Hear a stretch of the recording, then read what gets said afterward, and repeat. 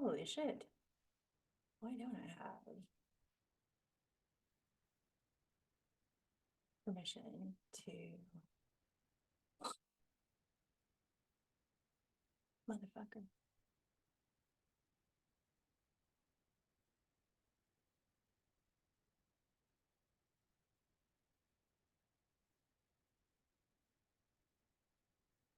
Hazel Vam, Psychic Amy here. Pop.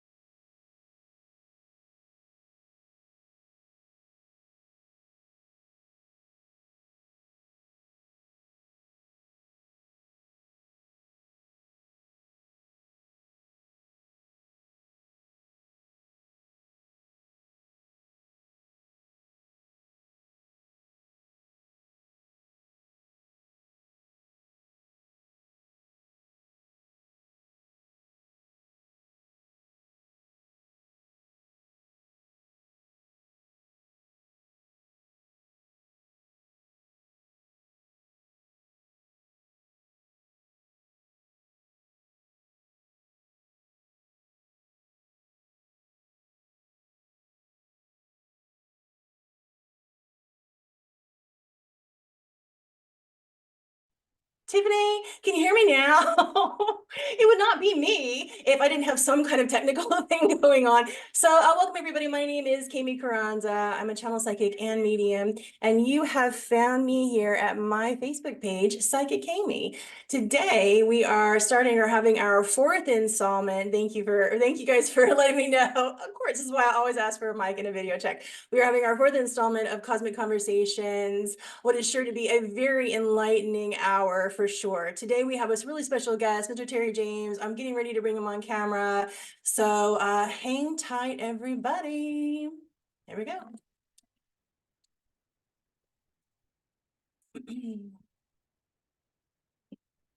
Terry. Hello, how are you? I'm well, how are you? Terrific. It's good I to was just see telling you. all of my awesome viewers about you, what a spectacular guy you are, and I'm super excited to have you. I did not give you a proper introduction, which I'm Good. very happy to do. So for everybody who's watching today, this is my good friend Terry Jaymes. He is I hope this is okay, the right word, spiritual philosopher, spiritual gangster, all around awesome kind of guy, seasoned storyteller, radio host. What else is there to add to the list? Already way overboard, and I appreciate it. Well, I appreciate you being here. It's nice to have you. Thank you for coming, especially on St. Patrick's Day. I'm sure I it got looks my like green on. I got a green shirt, so I'm not good. me. I'm Yeah. just waiting for look, I'm single, Terry. Anybody wants to come along and pinch me, they can. I'm in for it. So let's see. I've been starting these conversations with sort of an organic question. I feel like it helps us to kind of go wherever we're supposed to go. So for you, I'm curious to know if you'd like to share with everybody, what are you working on? And that can be out here in this world or in here if you feel like you want to share. What are you working on? Well, I feel that change is in the air, if that means anything. Oh, And for I sure. don't know if I'm working on it. I'm accepting it more than anything else. And looking forward to seeing where it leads me. I've been Mhm. very lucky to be one of those people to my theory and my philosophy has always been to have a goal or a dream or something like that and to really focus on it. I mean, 100% focus on it. But if something takes me a different way, just not to be tied into that specific outcome, if that makes sense. I want to head that direction, see where it takes me, see what doors open, see what happens. So first of all, I love that philosophy. There's a saying I saw a long time ago on a t-shirt, that all who wander are not lost. And Mhm. I really think there's always some kind of divine thing, just sort of, sometimes quietly and sometimes not so quietly pushing us towards our destiny. And so I love that you're just kind of open to seeing what doors open for you now. Exactly. It's not like I'm just floating around and wandering, though. It's Oh. like I know where I'm headed and I'm taking steps every single day to get there. But if one of those steps takes me somewhere else, I'm definitely going to go down that road with all the force that I am going to for the other thing. I'm not peeking in a door. I'm going straight through and I just love see it. what happens. Yeah. I love it. I love it. I love that energy. A lot of times I feel like people can get into this like fear thing around change. And one of the things that I try to do for myself instead of getting into a phase of, or a place of fear is I try to switch that to excitement. Yeah. Yeah. Exactly. Exactly. It's weird because I've never been afraid of change, but I'm also a guy who's been married for 30 years. I've had the same radio show for 30 years. And I think that's part of the reason why I go and try to do different things or I see what's interesting to me. And I've never been afraid to go see what happens down those roads, Mhm. what I'm interested in. I love that. I was thinking as we talked, for those of the folks who are watching, we chatted for a moment before we went live. But I've been thinking about you a lot today and just sort of thinking about our conversation, which folks can watch on YouTube. I'll put a link to it later in the post here. I was thinking about that and I was just sort of thinking about, I'm just really excited to see where you go. That's all I'm gonna say.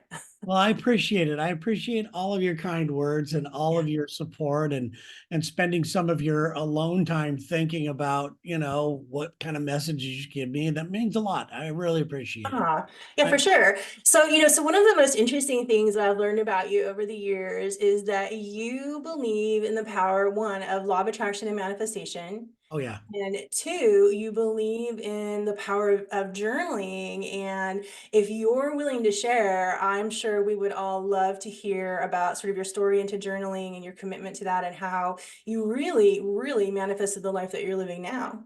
Oh, for sure. I mean, I started when I was 15 and it started basically because I really didn't have a lot of friends I was hanging out with. I was a Oh. super shy kid.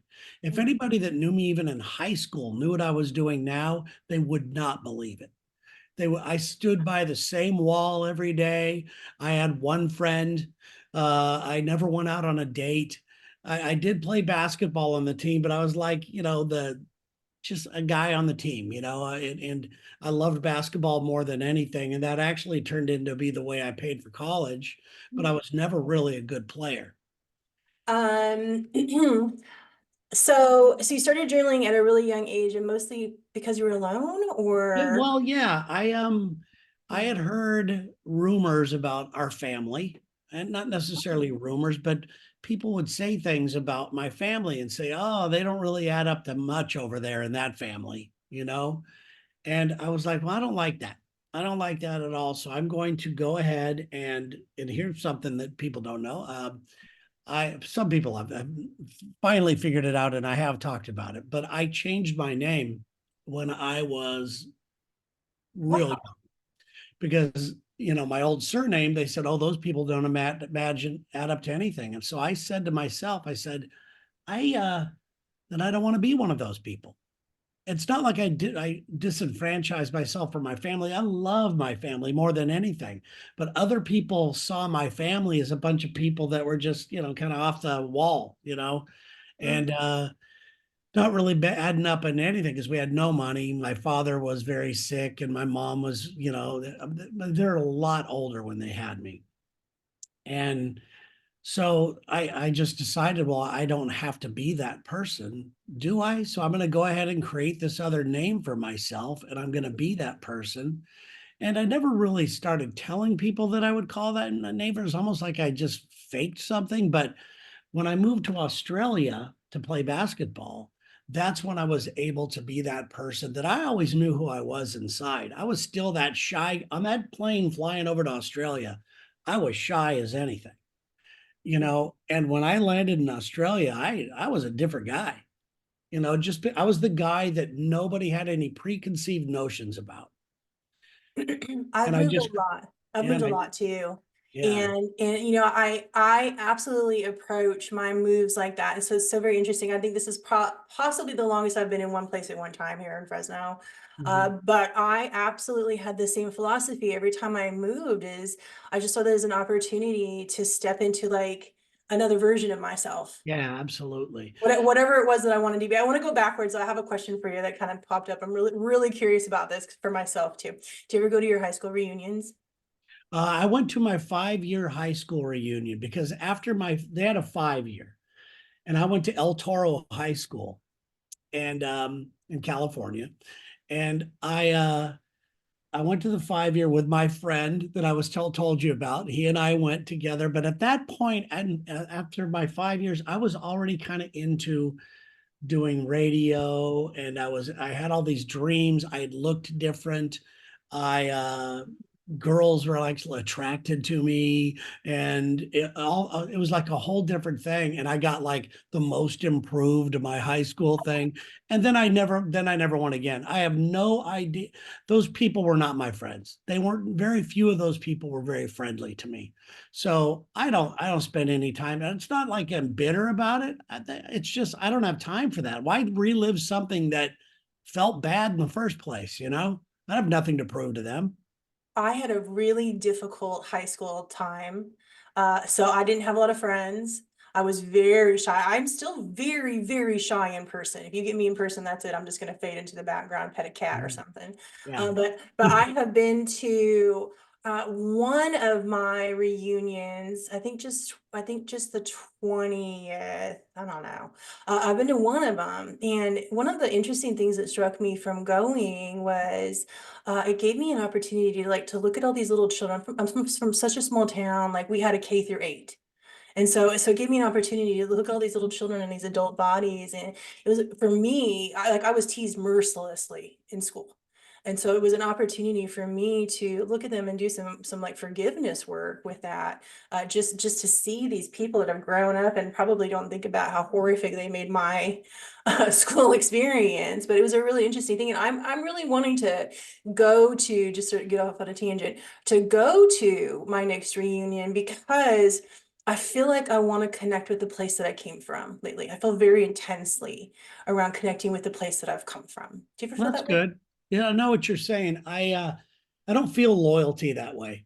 Loyalty to me is a little different than that. But I think Mhm. you fit in with a lot of what you're saying. I've heard a lot of other people say, but I have no desire, none whatsoever, not even a thought of it. Yeah. I'll let you know how it goes. I hope it does. I bet it goes great. You're one of those people that can manifest all kinds of great things happening. But I I don't care about those people. You're one of those people that can manifest greatness, and Yeah, you're definitely amongst the right crowd to talk about that too, because that's something I would love, love, love to talk about, and maybe some of the techniques that you've used, or just the way that it's worked out. Because I think people get really like stuck in manifestation with for a lot of different reasons, and then it doesn't happen. exactly. Like we talked about journaling. That was the way I started off with Mm. it, with my aunt and uncle. I'm not my aunt and uncle, but my nieces and nephews, all around the same age, a little older than me. They were doing that vision Mhm. mapping, vision boarding, where you Oh yeah. put out pictures of Yeah. things you want in your life and you put it up there and you look at it before you go to bed, but when you wake up in the morning. And I did that and I was like, this is ridiculous. I looked at even when I was younger, I looked at it and said, everything I want appears to be money. It appears to be, I want a house. I want the beautiful girl, but I think that comes with money. And I think, all that type of stuff. Mm, I remember thinking, well, that's not right for me. That's not enough. That's just like gimme, gimme, gimme. So I started to write in a journal every day, but I had the little topics of what I wanted in my life. And it was health. It mm, was, there was money in there as well. I mm, wanted to make X amount of money, but I attached to the X amount of money, I attached why I believe that I deserved the money. Not like I just want the money. I always attached my thing was I want to make $1 million a year for the gift of laughter. And that's what I would write down every single day.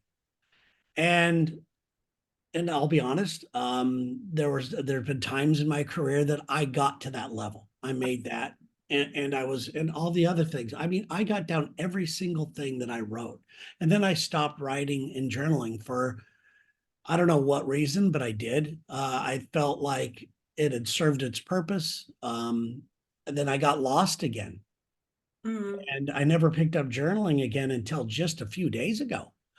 I never did it until I, just felt like, okay, there's got to be something more. There has to be something more. There's a real reason why I'm here. And I've always kind of known why I'm here, but I just don't know how to get to that level. So I'm hoping that this is going to guide me to, maybe straight to it or a roundabout way.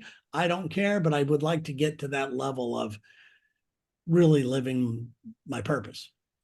So you don't have to, but if you feel like you'd like to, I'd love to hear why you're here. Kind of like this right now, but how do you monetize that? How do you do that? Like, how do you And make a living out of it, right? yes, and it's very hard for me to manifest that because, as I've talked about in my previous T11 podcasts or anything else, especially the late ones, I have always wanted to be in that self-help world so bad. I wanted to be the next Tony Robbins. I wanted to be the next Wayne Dyer. I Mhm. really saw myself doing that. And I saw myself doing that for a living until a few weeks ago. Oh, Yeah, do tell. yeah, well, I started to see what these people are like, Mm, and it's not like, oh, I can't be them, so I'm going to trash them. I don't want to be that. I'm not that. I don't want to take anybody down. That's not my goal or dream. I just see that it is such a fraudulent business where they're using algorithms and buying followers and all this kind of thing to make themselves look bigger than they are. Maybe that's the recipe for success nowadays. And maybe I'm not saying that I won't go down that route if I get desperate, but I don't think I'd feel good about myself if I did. I know when you get fake viewers and fake listeners, I could see it a mile away. Anybody who spent any time on social media could see it. You mm. have 3,000 million followers. How come there's only 15 likes on your post? It's like that. It's all these people that call themselves, I'm a social media expert. And I look and then you've got 9 followers. What? So it's just people can create these. I give them credit for trying to create a life for themselves, but it's a fake life. I want this to be real, Oh, you know? yeah. Yeah. So yeah. One of the things that I've manifested for myself is, in fact, clients.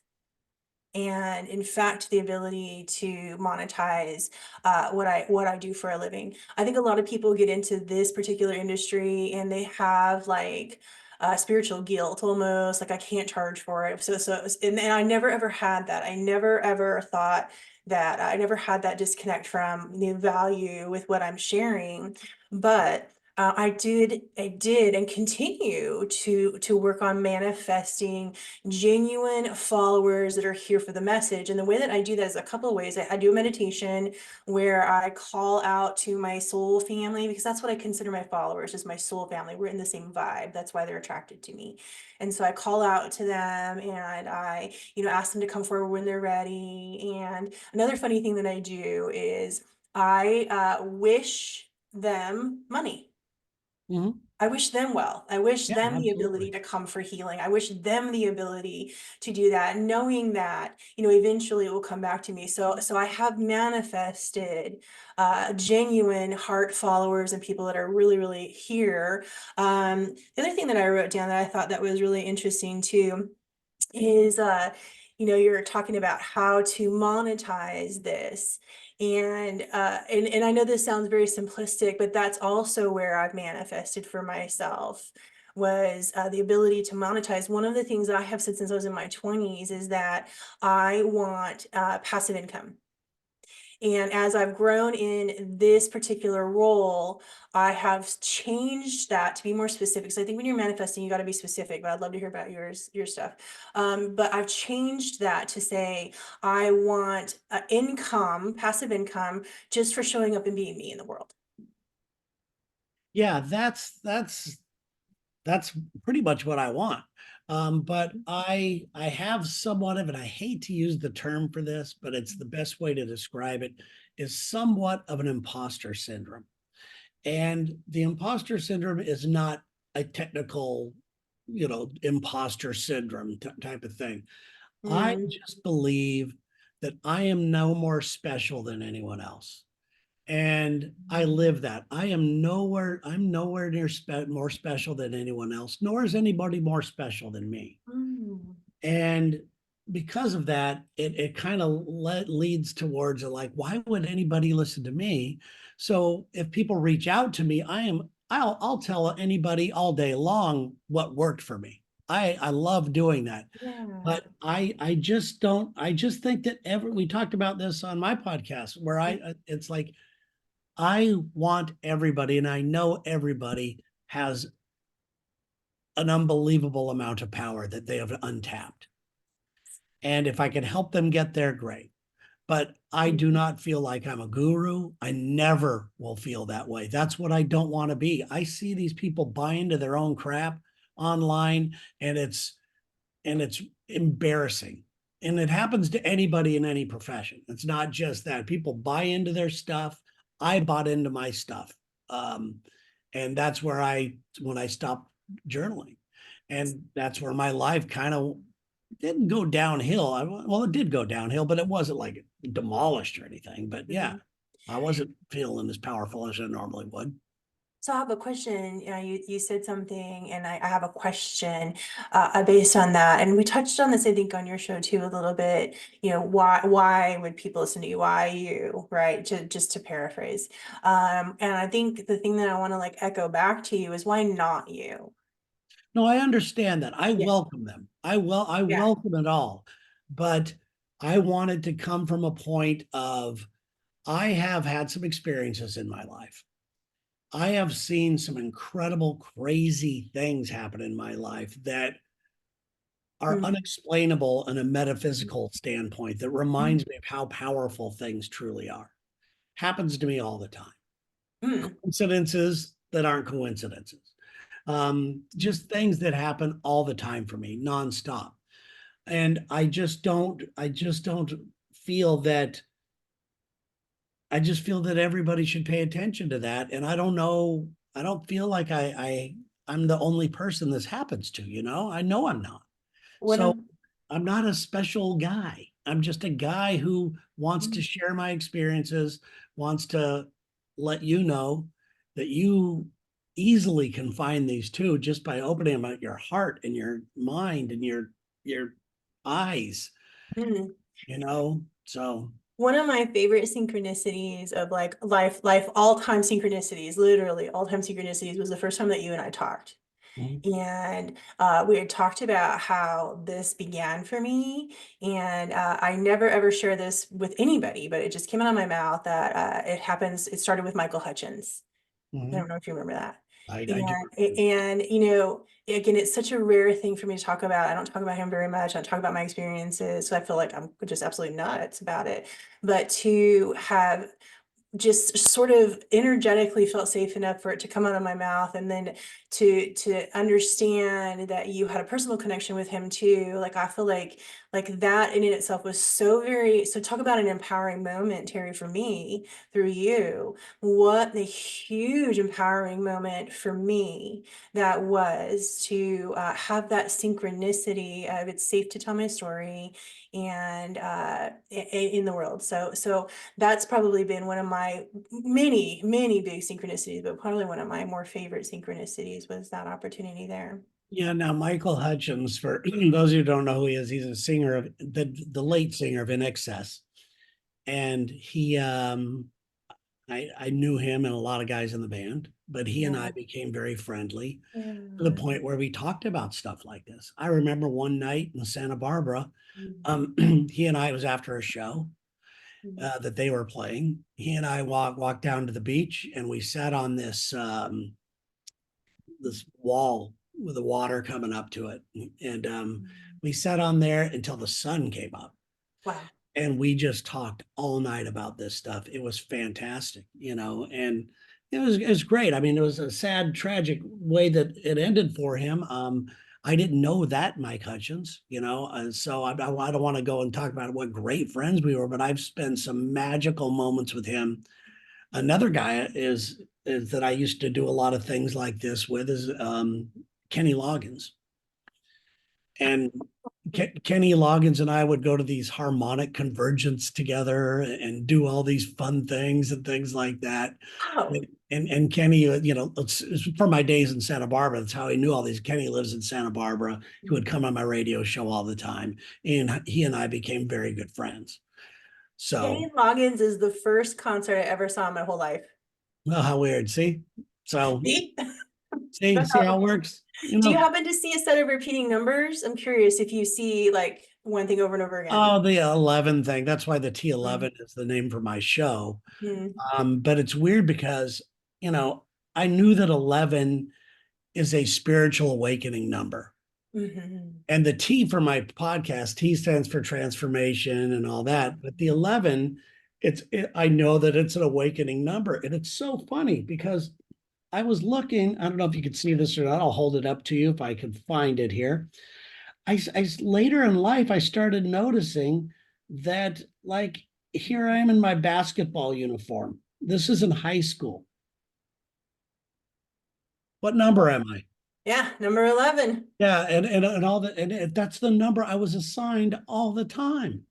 Oh, It's really strange. I never felt attracted to a number or anything, but it's just something that has always shown up in my life. you ever done a past life reading? No, I haven't.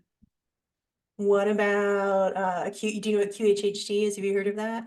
No, what's that? It is a hypnosis technique where they take you back and regress you yourself.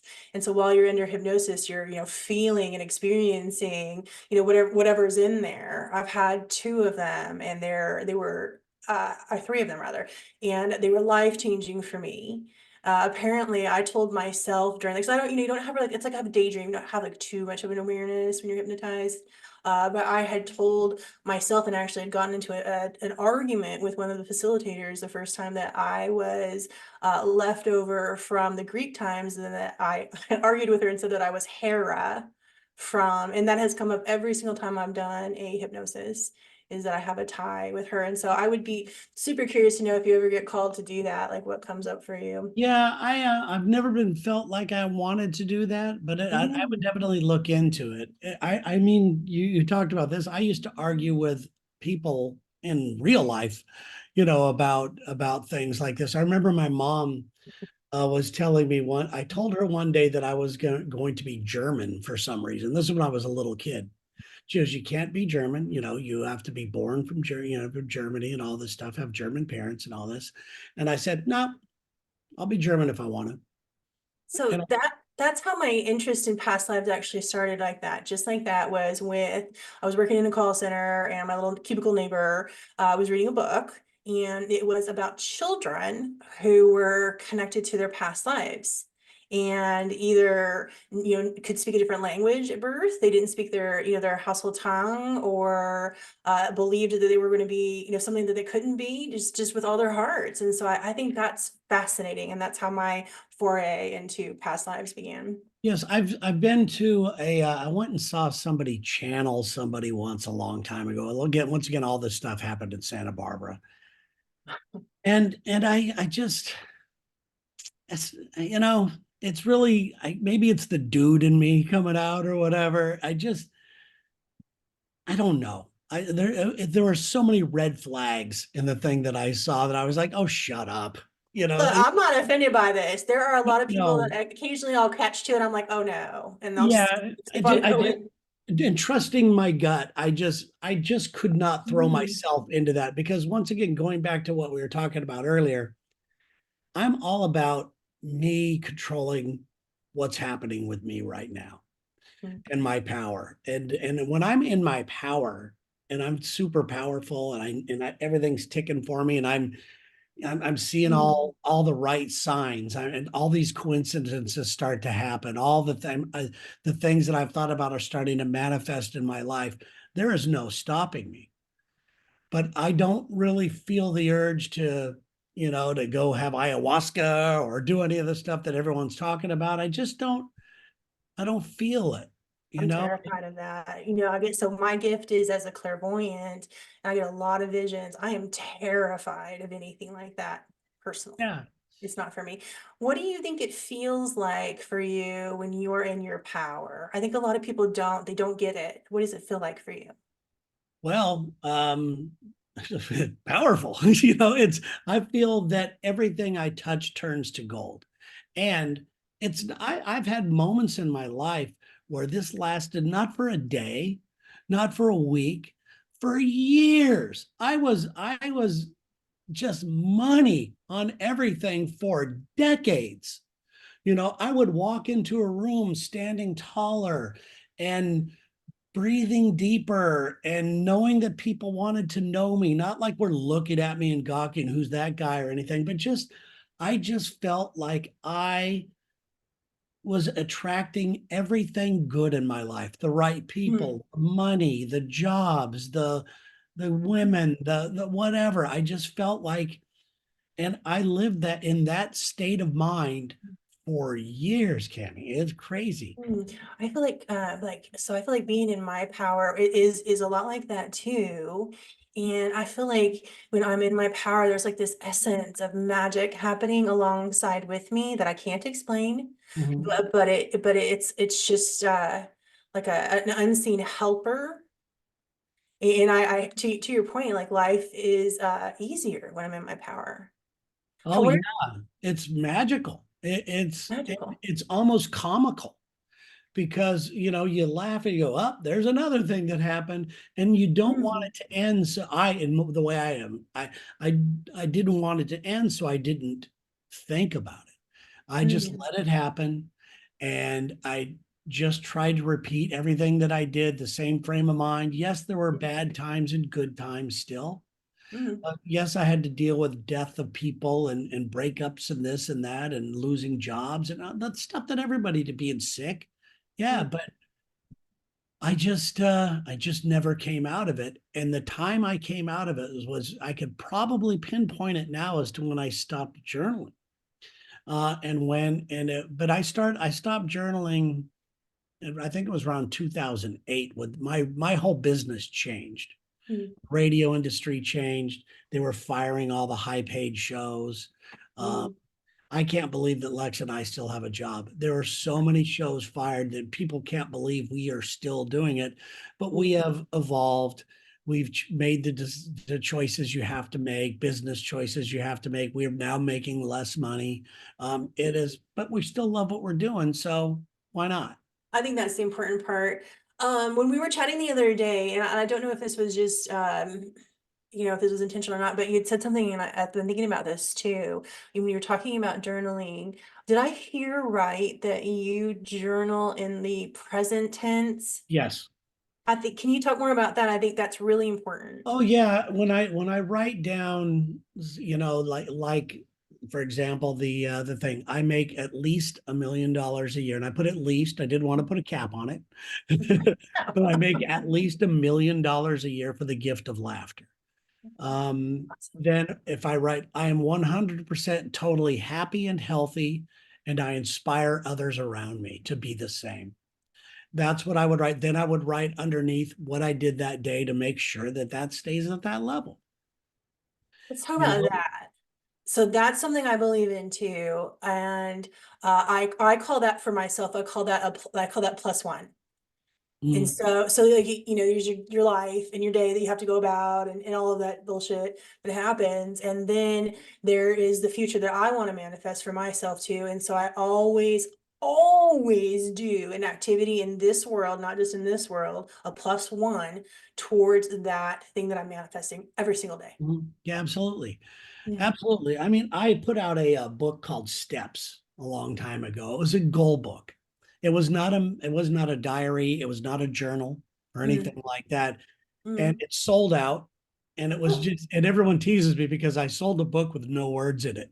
It had directions of what I did, and I would write down what I did every day to achieve that goal. I mean, I'd write down my goal, my idea, little spot for it, and then underneath it, it's why do I feel that this is important? I had to attach an emotion to it. yes. And so why did that? And then I'll write down all the steps on the right-hand columns of what I think I need to do to at least get the momentum going. Mm. And it doesn't that goal, it doesn't make sure that your goals happen. It just feels to me like if you could take some steps and get a little closer to it, you'll see if that's really for you or not. And so that I did that, and that's a fun thing to do as well, but it's nowhere near as powerful as what you're talking about. So I think part of what I'm hearing too, and so to phrase it the way that I would, I think, probably in my words too, is I would call that co-creation. Mhm.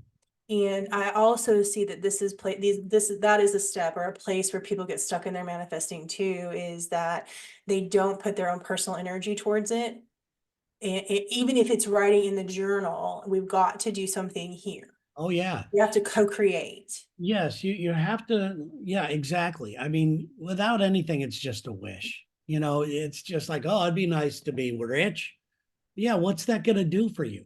What are you going to do for others if you are able to attract that kind of money?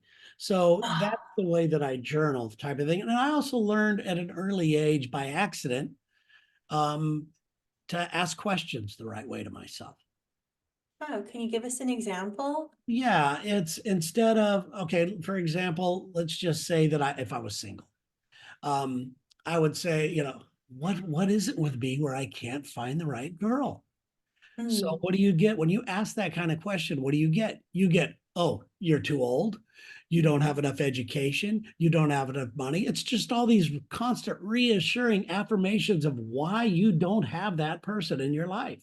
So I would learn to reframe questions. How can I get the woman of my life to be attracted to me? And then I start getting positive answers like I could work out more, I can learn more, I could put myself in interesting situations where I meet the type of people I want, and all that. So it's And, just it's and so that's how we easy. manifest. That's really, I think, a terrific tip for anybody that's watching too, is like that's how we manifest, is to begin to like see the physical steps that we can take here too towards it. Yeah, I mean, asking the right questions to yourself is that 101. I mean, everybody, any person that is in this realm tells people Mhm. to do this. But I learned instinctively, and that's what's weird to me is a lot of these things that I see these self-help gurus doing are things that I've been doing my entire life, like the book The Secret. It's like, come on. I mean, come on. To me, that's the biggest joke. It should be a joke book. It makes people think if you think you're healthy, you're healthy. No, you got to do something about it. Yes, You have to put in the work. You have to do yes, something about it. You don't just wish for yes. things. Yes, you have to co-create. Yeah. The other thing that I noticed that people get hung up on a lot with manifesting is how. And so one of the things that I tell folks is, and so I hear you saying that you know, you like to make a list of steps and things that kind of align you, and that's your co-creation responsibility. But I think people get stuck on like how else is it going to happen? If I do all my steps, how else is going to happen? And the thing that I tell people is, aside from co-creation, how isn't our business? People get stuck aside from co-creation and the things that we have to do. And I would love to hear what you think about this. How is up to the universe? That's my philosophy. What do you think about that? Well, for me, I know when things are real, and I think you will understand this. And I hope that anybody listening to this gets to this moment in their life, because to me, this is the key. This is when I know shit's about to go down. Mm, When I go from visualizing to trying to manifest something to hoping that it's going to happen to doing all the work and all that mm, kind of stuff. When I go from hoping and wishing and writing and manifesting to knowing, when I know it's happening, and I don't, it's something that triggers in me, and it hits me, mm, and it sticks out because it doesn't happen. This does not happen all the time. When I go from knowing that I'm going to meet the right person in my life, from hoping to knowing, I mean, really deep in my soul, knowing it's happened. It mm, happens. It just happens. I know it's a stupid. I wish I could, if I could figure mm. that out and write down how to get to that level, that would be it right now. That's your $1 million idea. But yeah, but that's a very tough thing. That's a tough Hmm. thing to get to, because it's very hard to explain.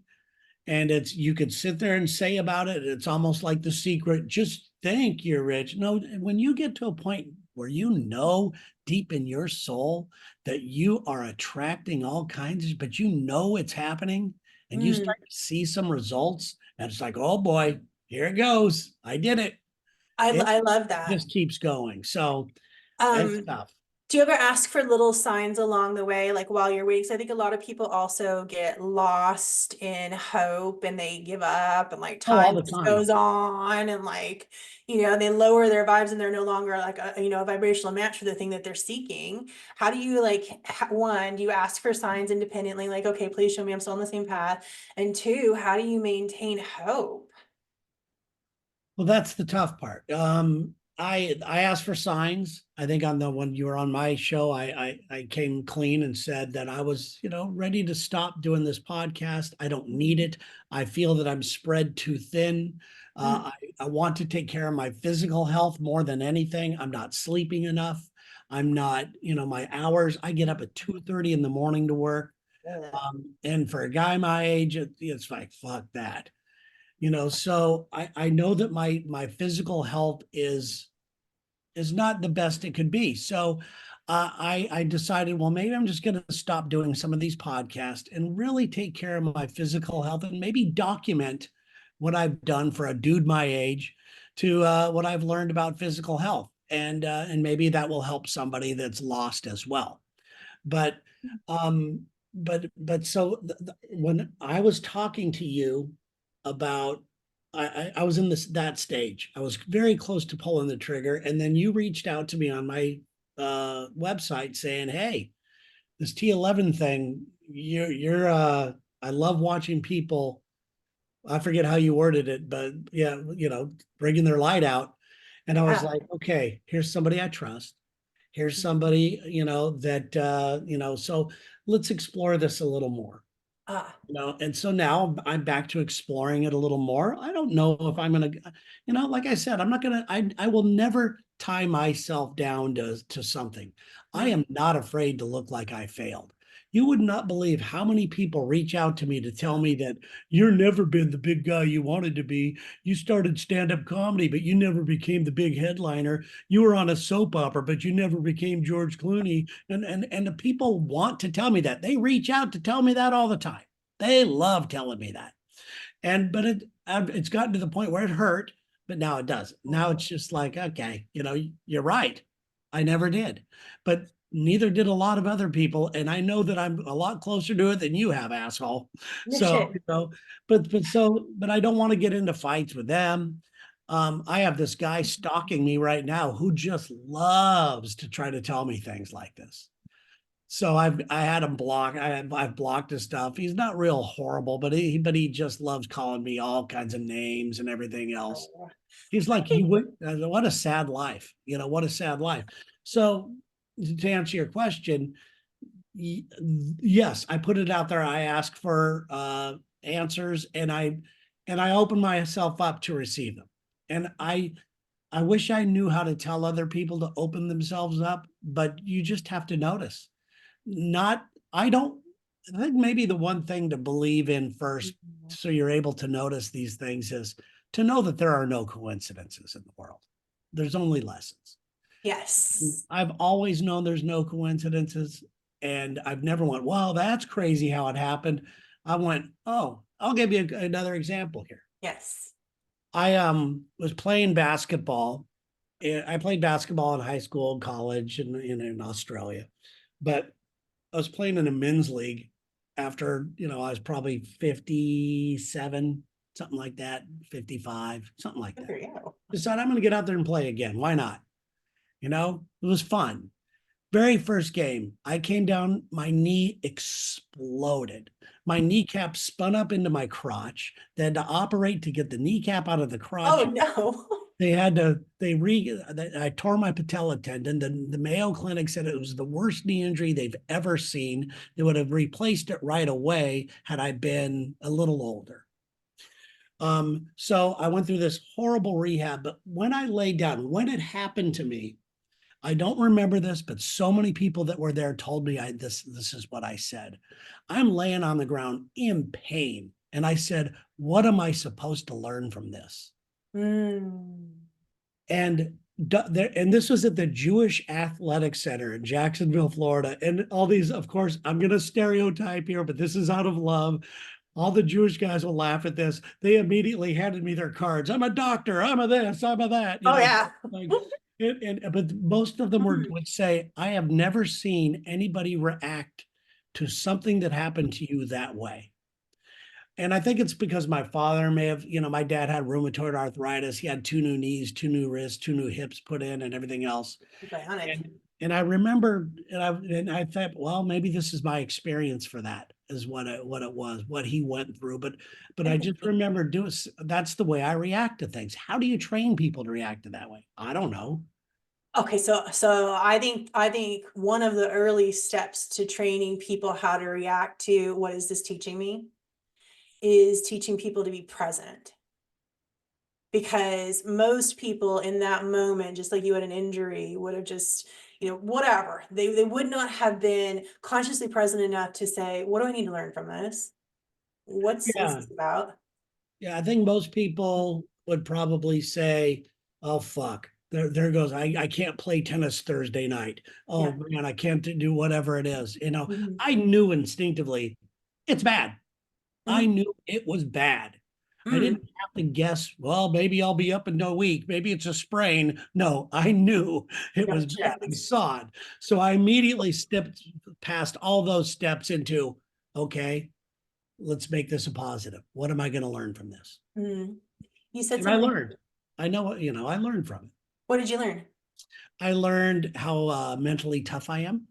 I Mm. learned that there are people in my life that completely, truly care about me. Uh-huh. And I know who they are. I knew, and I learned that I mean, that how to be patient, because this was well over a year to be able to get my bike. I remember the day that I was on a bicycle, and they were trying to get my legs to go around once on a bike without this one thing. I remember the day that it finally went around, and I started bawling. I was like, oh yeah, Hallelujah. yeah. So I learned a lot there. I mean, I learned not just one or two things, so many valuable lessons from that shithole thing happening. No kidding. I tore like a shoulder out of the shoulder tear a couple of years ago. And same, like, what is this teaching me? I believe when we have injuries or illness, what is this teaching me? And one of the big things that came from that injury, or for me, was humility. I have a really hard time asking other people for help. Yeah. but I could not lift my arm without excruciating pain. And so after a couple of days, I had to ask one of my girlfriends to come down from the mountains to please come and wash my hair. Oh, And she did gladly. And that's yeah. the thing I learned too through that experience is they want to help you. They want to help. Did you learn, and this is something I learned at an early age because of my father, empathy for others? Yes, my empathy actually kicked in probably around 2012 when I moved back here and had to sort of deal with my family again and re-engage with all of that. My ability to so empathy kicked in for me when I was able to see my parents as people that were struggling too. Yeah. That was it. Now I see everybody. Now sometimes if I'm having like, I don't want to call it a low empathy moment, but if I really want to like superpower my empathy in the world, as I'm driving around and I see someone, I'll imagine what they looked like as a child. Yeah, that's, you have the ability to do that. That's great. Mm. I just learned that from an early age. My wife will tell you that sometimes I care too much about others instead of myself. Oh, And so wow. there's a little issue there, I think. Where But did that come from, do you think? I don't know. I don't know, but I don't think it's a bad thing. I don't think it's a bad thing. And I've had to learn to remember that I am just as important as what I make other people too. Yeah, And I'm still absolutely. doing that every day. I'm still trying to learn that I'm every day. yeah, I'm very considerate of others. I'm considerate of their time. I'm considerate of the everything, Ooh, me know. too. And In fact, it's I mean, we'll stand well, if Sherry and I are walking into a store or something like that, and I hold the door open for her, like I always do.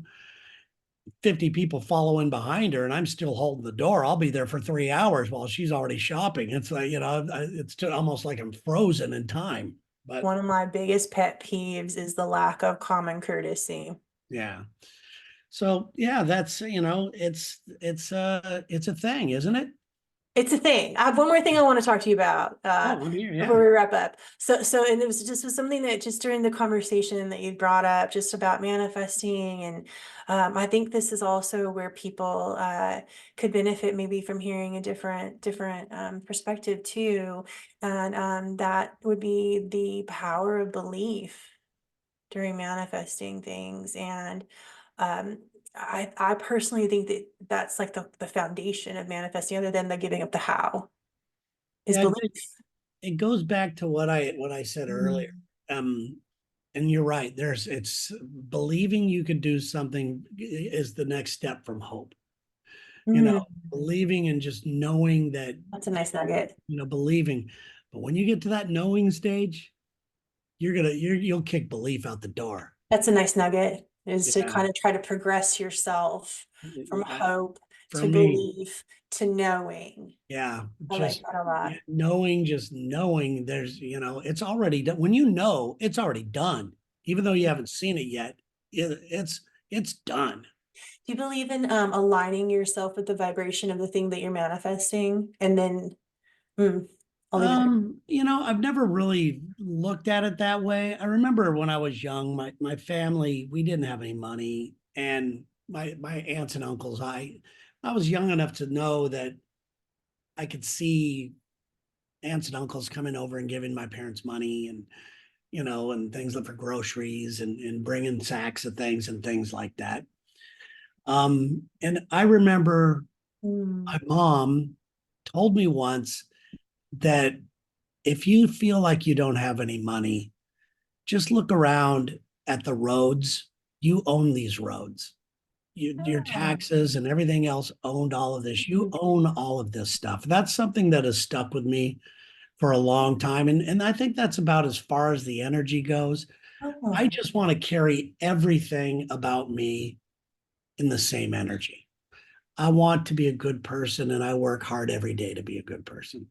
I Mm. want to be the best husband in the world. And some days I'm not, but most days I am, you know. I would Uh, believe that. yeah, I want to be, I want to be somebody that helps others. Mm. Um, Mm. and I do, but not to the level yet that I know that I can achieve. And then once I get past that knowing, When I believe it, you're gonna know. Yes. When Belief. when you see me doing more of this stuff, you're gonna go, oh, he knows. I think you already know, but that'll be my sign. Well, it's getting that way now. I could feel, like I said, I feel change in the air, and it's got that same feeling that I've always had when something big is about to happen. And usually before, well, always before anything big happens, I get to that space of knowing. Hmm. Um, well, I think you have done an exemplary job of manifesting the life that you wanted to live. Oh, me too. Yeah, Thank and oh, go ahead. No, thank you. I appreciate that. Yeah, and as we said earlier, like, one of my favorite things to do is to watch people like unfold into their authentic versions of self. And since we've been chatting for a couple of years now, like, it has just been a delight for me to watch you unfold. And I'm so excited to see where this takes you. I just feel like it's interesting. You believe in you, and I believe in you too, Terry. And so I just feel like, one of your stories is on the precipice. We're on the precipice. We're Thank right. you. Yeah. I appreciate it. Thank you so much. Thank you. And I almost got killed once in Fresno. I wanted to tell you that too. So there you go. Every time I leave my house, it's a rough place. Yeah, I was doing comedy at Tell a us. Oh, at an Italian restaurant. I think it was right across from maybe the not the Capitol, but the I don't know whatever the hell it is. Some one of those buildings, downtown. right downtown. And there's there's an Italian restaurant there. They had comedy at night, and there's a hotel right next to it. Oh, gee. I was staying in that hotel, and next thing you know, some sort of gunfight broke out, and I was on the other side of the elevator. Things were going crazy, and I'm hitting open, open, open, open, open, open. And they had shut the hotel had shut the elevators down because there was a war going on out there. So I was just holding myself up against, just hoping nobody would see me. And No shit. finally, it cleared out, and I was just laying there. And finally, the elevator opened up, bing, and I was And off we went. I bet you never came back again. I did. I came back. Me too. Yeah. Unfortunately, it always sucks us in. Terry, where can we find you? Just I'm at Terry Jaymes everywhere. TerryJaymes. My morning radio show's the Lex and Terry Show. We're on all over the place, and all the other stuff is just TerryJaymes. YouTube, T11, Gang of Two. That's They're still all on my happening. website. All the links are on my website, terryjames.com. It was just about the most fabulous thing to have you here today. Thank you. Thank you so much. I I, appreciate it. I really appreciate, I love all of this so very much. You too. And I'm going to stick you back in the waiting room, and you can enjoy your St. Patty's Day. And tell Sherry we said hi and thank you again. And again, can't wait to see where you go from here. Thank you for all your support. I appreciate you. Take care of yourself, Terry. Bye. Bye. Oh, y'all, wasn't that just lovely? That was Mr. Terry Jaymes. Again, you can find him, as he said, everywhere. I see Orlando is here saying hi. Thank you for watching. I see several of you have watched too. For those of you that don't know, Orlando here in the comments is actually how I met Terry. Orlando's been listening to Terry with Lex and Terry for years and years and years now. And probably about 5 years ago, Orlando said to me, "Hey, Terry's doing his own thing. You should see if you can get on his show." And I was like, "Hey, let's see if we can do that." And this began what is hopefully a lovely relationship, watching Terry just sort of grow and be out there. If you guys haven't followed him yet, again, Facebook, his website, on YouTube, you can catch the T11 podcast. Let's see. Up next is Megan Rose on March 24th at 3 p.m. Pacific Standard Time. Megan is a frequency healer, energy worker. Megan and I have done some tandem healings together, so it is sure to be just an amazing hour or two. So make sure you go over to the event section and RSVP yourself there. Thank you for everybody who attended today. It's just such a lovely thing to have everybody here and interacting and growing and learning. And I just so appreciate and love everybody so much. Sending you all my very best for a wonderful week ahead. Make sure you come by Wednesday at 5 o'clock for some free readings. Take care, everybody.